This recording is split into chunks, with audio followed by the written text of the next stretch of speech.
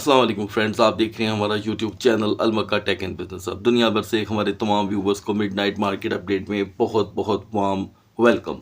तो दोस्तों फाइनली यहाँ पर एक अदद वादा पूरा होता हुआ हमें दिखाई दिया है, क्योंकि पिछले 60 दिनों से कोई डाटा मार्केट में नहीं था, और अगर कोई डेट उसकी शेड्यूल वाइज मौजूद भी थी या उसे रीशेड्यूल भी किया गया था तो वो पहले तो पूरी ही नहीं हो रही थी। तो आज एक अदद पूरी हुई है, तो देख लें दोस्तों।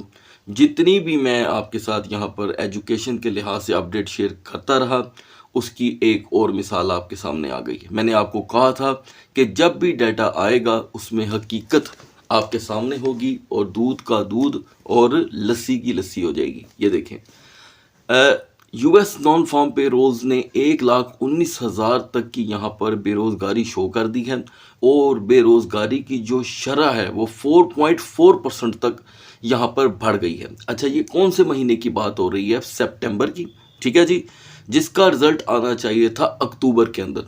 ओके, चलें जी, ये सितंबर क्लियर हो गया। अब दोस्तों रिपोर्ट आएगी अक्टूबर की, वो क्या नवंबर में? नहीं, मेरा ख्याल है कि ये दिसंबर में आएगी। ठीक है, तो ये कोई नहीं जानता जनाब कि अब अगले महीनों की किस तरह आएगी।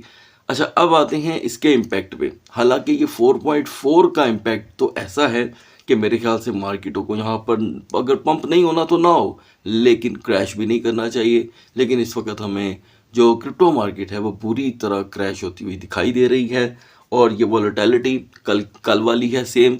कल तबीयत की ख़राबी की वजह से तो मैं आपको अपडेट नहीं दे सका, लेकिन आज हम उस पर बात करेंगे ज़रूर।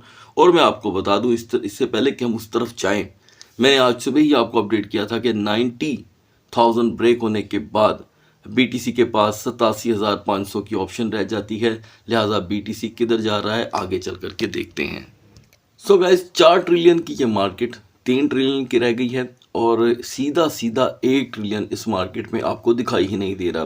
तो मैं आपको बता दूं, ये वही मार्केट है जिसके बारे में पिछले दिनों हमें बड़े बड़े ऐसे जो हस्तियां हैं उनके मुंह से ये बात सुनने को मिली कि एक टाइम आएगा कि ये मार्केट जो है आपको जो कि 70-80 ट्रिलियन की मार्केट बनती हुई दिखाई देगी। एनीवे दोस्तों, ये दूर की बातें हैं, आज की बात करते हैं। आज की बात यह है दोस्तों कि मार्केट में बहुत बड़ी कैपिटलाइजेशन की शक्ल में कमी हुई है, और डोमिनेंस भी 0.40% कट चुका है। बीटीसी अकेला यहाँ पर ट्रेंड कर रहा है।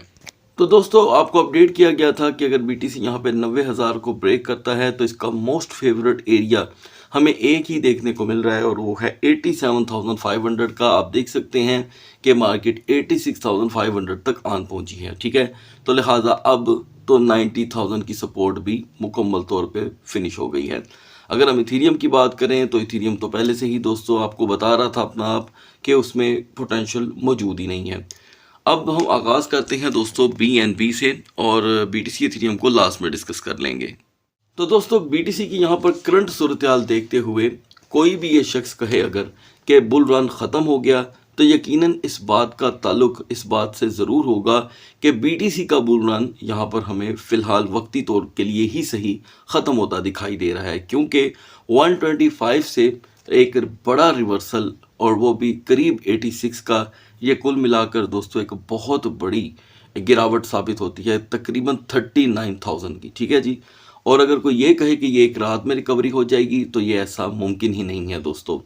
एनीवे, हम आगाज़ कर लेते हैं BNB से ताकि देर ना हो। तो गाइज मैं आपको बता दूं कि आज की BNB की जो सपोर्ट थी 860 टू 875 थी। ठीक है दोस्तों, तो यहाँ पर BNB ने सबसे पहले 868 का लो सेट किया, ठीक है, और हाई रहा 883 का, यानी कि ये सपोर्ट एक अच्छे तरीके से यूटिलाइज होती हुई दिखाई दी।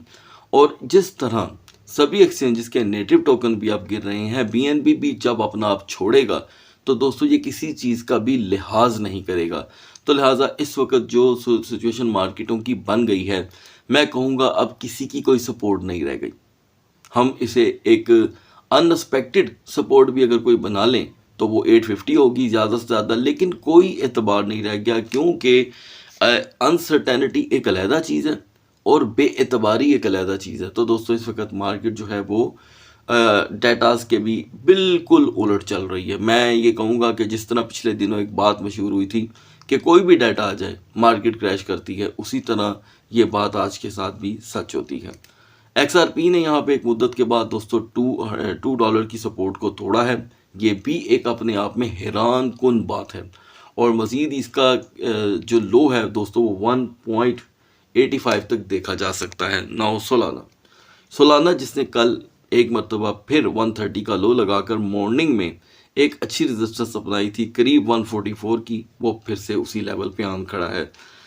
तो दोस्तों अभी हम कुछ देर पहले सोलाना को 131 पे देख रहे थे। अब की बार अगर 130 का लेवल सोलाना में टूटता है तो 120 से 125 के दरमियान का एक मज़ीद डीपर लेवल हमें देखने को मिल सकता है। और रिकवरी के लिए ज़ाहिरी बात है से 135 या 80 की रेजिस्टेंस दरकार होगी। तो गाइस अब बढ़ते हैं BTC और इथेरियम के कैंडल चार्ट की तरफ। तो guys now we are on the chart of BTC और पिछले तकरीबन 16 घंटों से BTC का जो रुख है अब वो डाउन साइड की तरफ ही है। नो डाउट इसमें एक वक्त के लिए हमने जब 91,800 तक का हाई देखा तब भी आपको अपडेट कर दिया गया था कि इसकी कच्ची पक्की ही सही लेकिन 90,000 ही इसकी सपोर्ट है।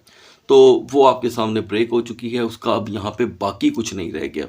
और अगर हम मज़ीद अपडेट को यहाँ पर तलाश करें तो देखें सबसे पहले तो ये है कि यहाँ पर आपको एक बिग बेरिश कैंडल बनती हुई दिखाई दे चुकी है। ये देखें 2 बिग बेरिश कैंडल हैं, यहाँ पर कहीं भी सपोर्ट नहीं है। सपोर्ट अगर यहाँ पर बन भी जाती है बिल्कुल एग्जैक्ट इस लेवल पे और इसे वापस रिकवर कर लेती है तो मार्केट में सिर्फ इतनी ही स्ट्रेंथ है कि ये इसको 90,000 तक ही लेकर के आएगी, जिससे फिर भी रिस्क फैक्टर जो है वो कम होता दिखाई नहीं दे रहा। एनीवे दोस्तों जिस तरह अभी सूरत हाल है अब बात करते हैं कि अगर सपोर्ट नहीं बनती तो मार्केट में जो मेन हब बन जाएगा अब वो 85,000 का होगा, ठीक है। और 85,000 में यहाँ पर कोई स्ट्रेंथ मौजूद नहीं है, इसलिए कि जब इतनी इतनी बिग बेरिश कैंडल बन रही होती हैं तो उसके बाद लेवल कोई रह नहीं जाता। और 90,000 की इसलिए इतनी अहमियत थी कि जब मार्केटें पंप होना शुरू हुई थी आज से 8-9 माह पहले, तो उस वक़्त बिटकॉइन ने 90,000 के लेवल को बहुत ज़्यादा प्रोटेक्ट किया था और बहुत ही ज़्यादा पोटेंशियल शो की थी। तो इसलिए दोस्तों मैं कहूँगा कि अब BTC की कोई सपोर्ट नहीं है। 90 के ब्रेक होने के बाद अब जो है वो सिर्फ एक फर्जी है और जब तक 48 घंटे BTC एक लेवल पे ले नहीं लेता आप ये कह ही नहीं सकते कि इसकी सपोर्ट क्या है, ठीक है।